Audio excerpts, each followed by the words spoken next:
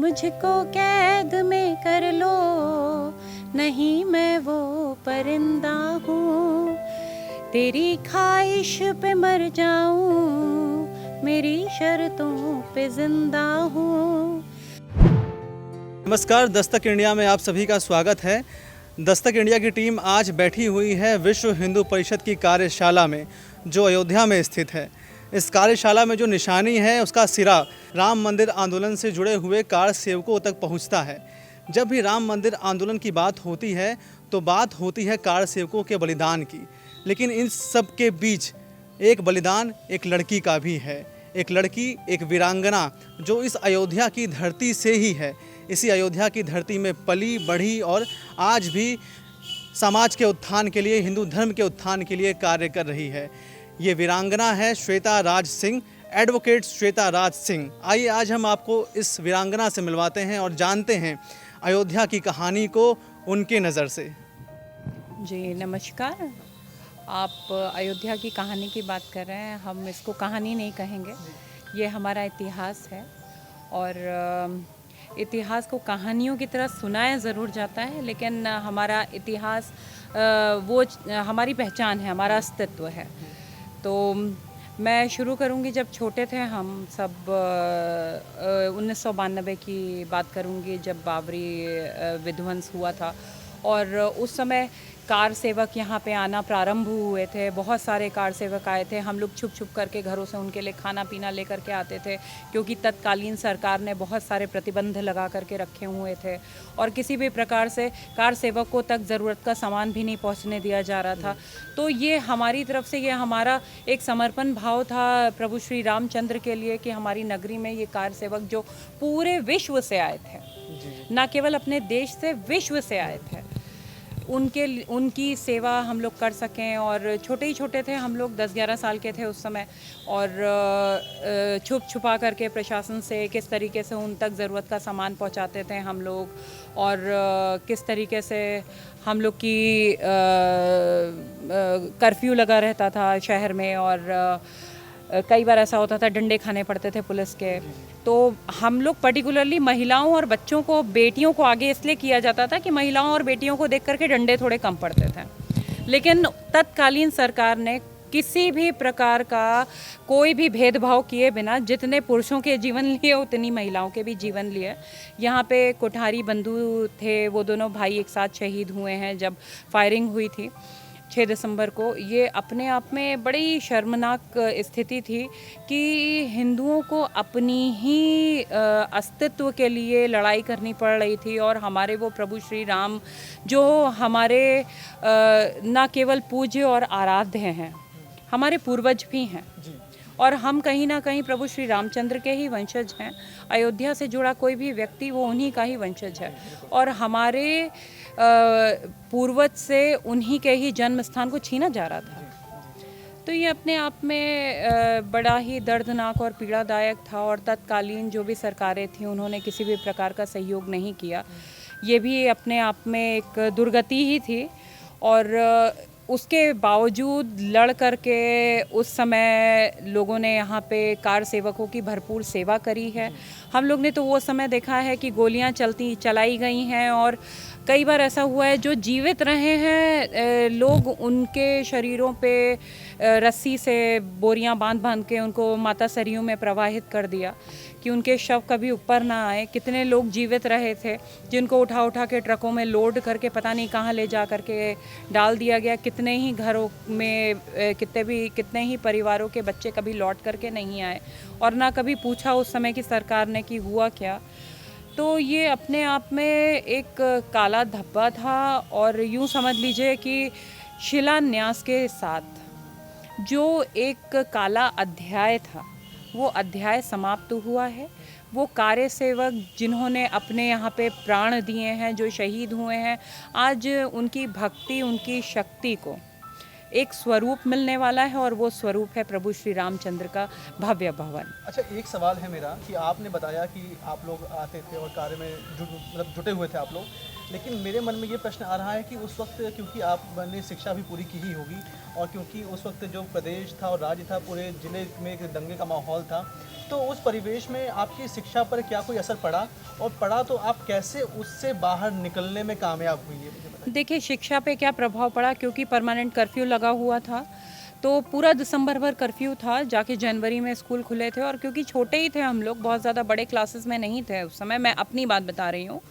हाँ, जो 9th और 10th के स्टूडेंट्स थे उनको बड़ी समस्याएं झेलनी पड़ी हैं, क्योंकि उस दौरान स्कूल पूरी तरह से बंद रहते थे और किसी भी उस समय ऑनलाइन क्लासेस का या किसी भी तरीके से दूरभाष सेवाएं उतनी डेवलप नहीं थी कि आपस में एक दूसरे से बातचीत हो सके। उस समय बातचीत करने का एक ही तरीका था कि आपको जा कर के साक्षात रूप में किसी भी व्यक्ति से मिलना होता था। तो जब मुलाकात नहीं हो पाती थी तो बट नेचुरल है कि जो भी उस तत्कालीन जो भी बच्चे रहे हैं, उन क्लासेस में पढ़े हैं, उन्होंने अपने दम पर ही सारी पढ़ाई लिखाई करके जो भी हुआ। और प्रभु श्री रामचंद्र का कहीं ना कहीं आशीर्वाद रहा होगा और हमेशा रहा है अयोध्या की धरती पे, यहाँ के एक एक जनमानस पे, कि हम लोग हर समस्याओं से निपटने में बाकियों से बेहतर हैं। आप किसी और महिला के विषय में जानती हैं जो उस वक्त आपके साथ इस कार्य में जुटी हुई थी, वो संघर्ष कर रही थी और आज वो कहाँ है, थोड़ा अगर बता पाएं उनके बारे में। देखिए ऐसा है कि उस समय तो मैं बहुत छोटी थी, स्वयं ही 10-11 वर्ष की थी, तो साथ में तो जितनी भी चाची, काकी, ताई, शायद ही कोई रहा होगा पूरे हमारे शहर में जो बचा रह गया होगा।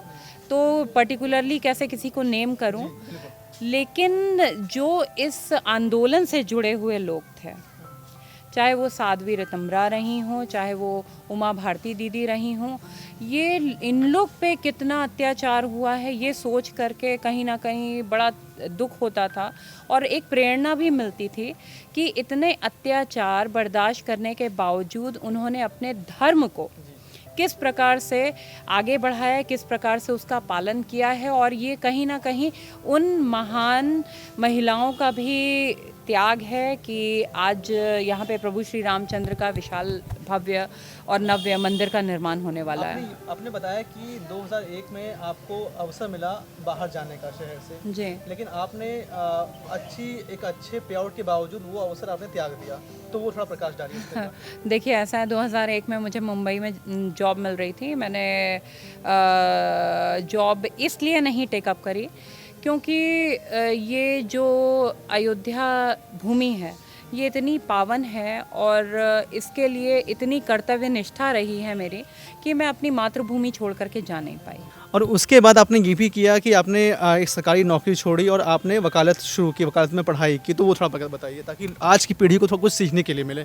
देखिए ऐसा है कि आज की पीढ़ी को तो मैं क्या बताऊं, आज सबको सरकारी नौकरी चाहिए होती है। मैंने सरकारी नौकरी इसलिए छोड़ दी क्योंकि नौकरी का मतलब आप किसी के नौकर होकर के कार्य कर रहे हो, आपका क्षेत्र सीमित होता है और यदि आपको बड़े कार्य करने हैं तो आपको बड़ी सोच रखनी पड़ेगी और आपको छोटे छोटे लोभ और मोह त्याग देने पड़ेंगे। तो यही लोभ और मोह त्याग करके मैंने भी वकालत के क्षेत्र में पदार्पण किया, क्योंकि मुझसे पहले मेरे पिताजी और उनके पिताजी इसी क्षेत्र में रहे हैं और मेरी जितनी भी पढ़ाई हुई है वो अवध के प्रांगण से ही हुई है।